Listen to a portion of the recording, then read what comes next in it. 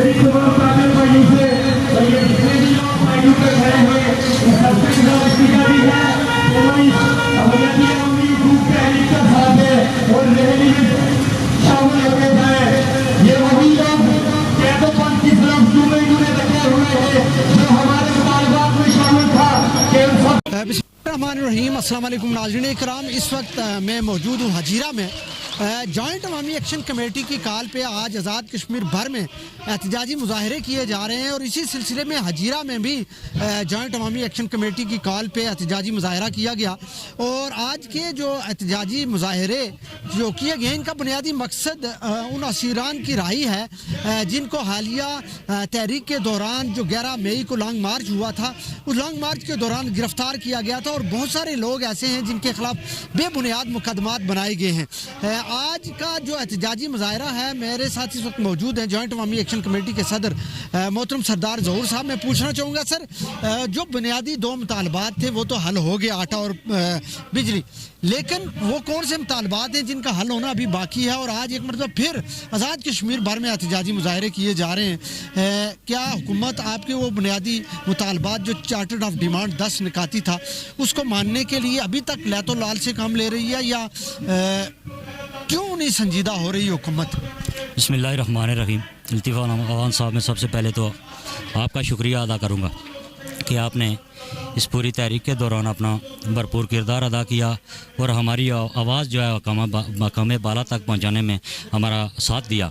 तो मैं आपका जो आपने सवाल किया, देखें इस तहरीक का आगाज़ था 1 साल कबल, तो फिर जब हमारा चार्टर ऑफ डिमांड बना तो उस चार्टर ऑफ डिमांड के अंदर 10 जो है हमारे मुतालबात, जिसमें नेशनल ग्रिड स्टेशन भी था, जिस याफ्ता जो तबका है उसकी मराद का खात्मा भी था, तलबा यूनियन की बहाली भी थी, इस तरह बहुत सारे इसमें शामिल थे।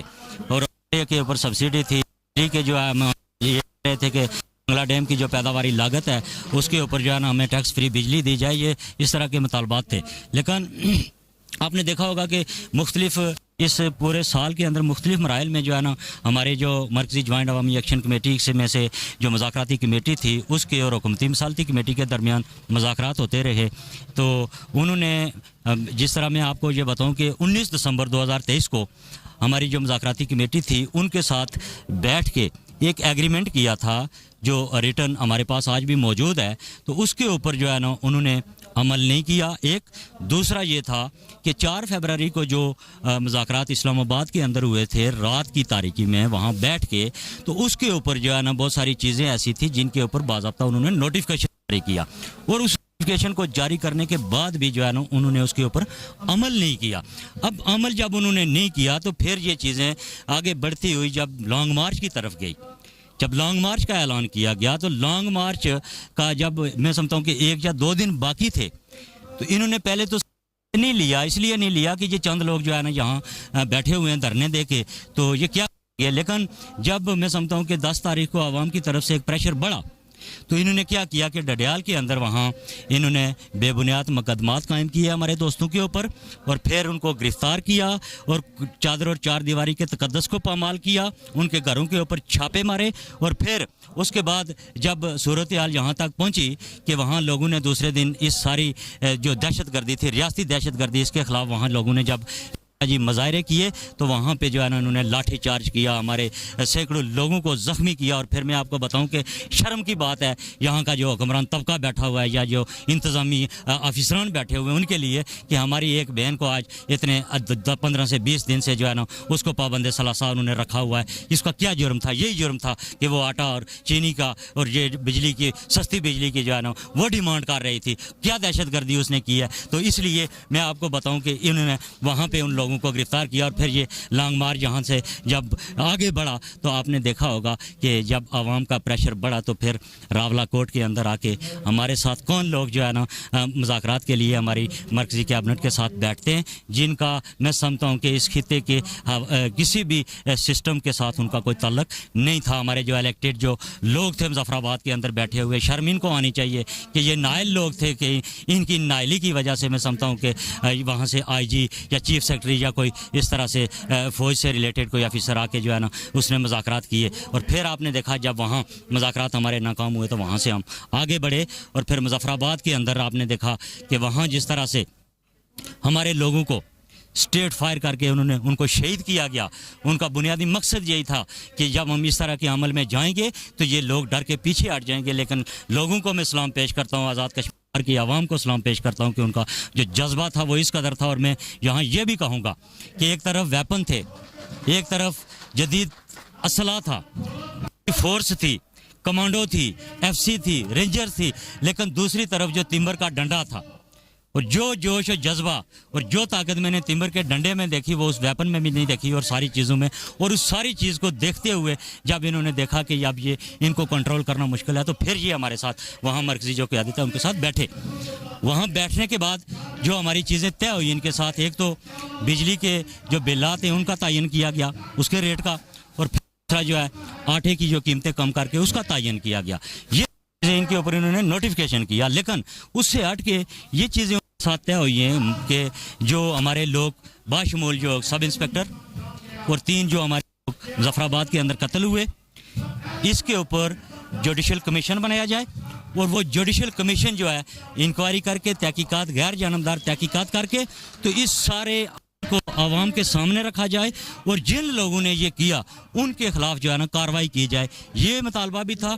और उसके बाद ये था जो तय हुआ था उनके साथ कि हमारे जितने भी गिरफ्तार लोग हैं उनको 2 दिन के बाद छोड़ दिया जाएगा, और जितने भी बेबुनियाद जो मुकदमात हैं इनको भी ख़त्म कर दिया जाएगा। तो इस हवाले से जब उन्होंने संजीदगी से इस चीज़ को नहीं लिया तो फिर हमारी जो मरकज़ी कमेटी थी उन्होंने इजलास करके तो आज 27 के हवाले से जो कॉल दी हुई थी पूरे आज़ाद कश्मीर के अंदर, और अल्हम्दुलिल्लाह पूरे आज़ाद कश्मीर की तरह आज हजीरा के अंदर भी भरपूर जो है। बहुत शुक्रिया वाजिद साहब। ऐसी क्या वजह बनी कि आज 20 दिन के बाद एक मरतबा फिर अवाम को सड़कों पर आना पड़ा? हुकूमत क्यों नहीं संजीदगी का मुजाहरा करती? बुनियादी तौर पे हुक्मरान तबकात ने शुरू से ही जो है वो एक मुनाफिकाना किस्म का रवैया रखा इस सारी तहरीक के साथ। उन्होंने जितने मुज़ाकरात किए उन मुज़ाकरात की निस्बत उन्होंने नोटिफिकेशन जारी नहीं किया। फिर जब लॉन्ग मार्च होता है तो वो 3 मसाइल के ऊपर जो है वो नोटिफिकेशन जारी करते हैं, बिजली, आटा और फिर मराद याफ्ता तबके की मराद के खात्मे की निस्बत जो है वो जुडिशल कमीशन जो है वो मुरतब किया जाता है। बाकी जो 7 मुतालबात हैं हमारे वो उसी तरह पेंडिंग है, उनके ऊपर इन्होंने तस्लीम करने के बावजूद जो है उसके ऊपर नोटिफिकेशन जारी नहीं किया। उसमें स्टूडेंट सर कह रहे हैं पहले नोटिफिकेशन जारी हो चुका है, दोबारा से क्यों करें? उसके ऊपर अमल दरामद नहीं हो रहा है। आप देखें कि AJK बैंक को जो है अभी तक इन्होंने शेड्यूल बैंक का दर्जा नहीं दिया, इन्होंने यहाँ पे नेशनल ग्रिड के काम के लिए जो है वो काम स्टार्ट नहीं किया, इन्होंने स्टूडेंट यूनियंस की बहाली का नोटिफिकेशन तो जारी करवा दिया लेकिन स्टूडेंट यूनियंस के इलेक्शंस जो है वो अभी तक नहीं करवाए, और बाकी दीगर जितने मसाइल हैं वो मसाइल जो है वो अभी तक पेंडिंग पड़े हुए हैं। जब तक ये मसाइल हल होते हैं हमारी ये तहरीक जारी रहेगी। और एक बात मैं आपको खुसूसी तौर पे कह दूं कि आज़ाद कश्मीर और पाकिस्तान के हुक्मरान तबकात की पींगें जो हैं वो हिंदुस्तान की मोदी हुकूमत के साथ जाके मिलती हैं। इन्होंने मोदी हुकूमत के साथ मिलकर मोदी ने भी जो है वो उनका जो स्टेट मीडिया था उसके ऊपर प्रोपेगेंडा किया, और इन्होंने भी जो है उसी का सहारा लेते हुए जो है यहाँ पे प्रोपेगेंडा किया। मैं तो ये कहता हूँ कि ये बुनियादी तौर पर ये जो हुक्मरान तबकात है, पाकिस्तान का जो वजीर दाखिला है, ये जो आज़ाद कश्मीर के जो सियासी रहनुमा, जो नामनाद रहनुमा जिन्हें जो है थप्पड़ भी पड़े, वो जो प्रोपेगेंडा कर रहे हैं वो सारे का सारा प्रोपेगेंडा जो है वो झूठ के ऊपर मबनी है।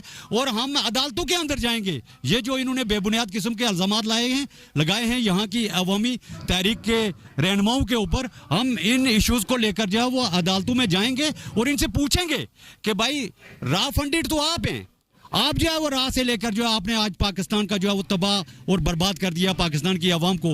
पाकिस्तान के आवाम जो है 60% आवाम जो है वो बिलो देन पॉवर्टी लाइन जिंदगी बसर कर रहे हैं। आप उनके जो है वो गुर्बत के ऊपर ध्यान नहीं दे रहे, और आज़ाद कश्मीर के लोग जो है जब वो आटे, बिजली और दीगर मराद याफ्ता तबके की मराद के खात्मे के लिए सड़कों के ऊपर आते हैं तो आप बेबुनियाद किस्म का जो है वो इल्ज़ाम लगाते हैं, और फिर PCFC और दीगर जो है पाकिस्तानी स्टेट के जो दफाई अदारे हैं उनको बुलाकर यहाँ पे कत्ल गारत का बाजार गर्म किया जाता है। हम इसकी मुकम्मल तौर पर मजम्मत करते हैं, और जो मुतालबात इन्होंने माने हुए हैं हम कहते हैं कि इनके ऊपर फौरी तौर पर जो वो अमल दरामद किया जाए। बहुत शुक्रिया नाज़रीन किराम, आपने गुफ्तगू को सुना। दीजिए इजाज़त अल्लाह ने के बाद।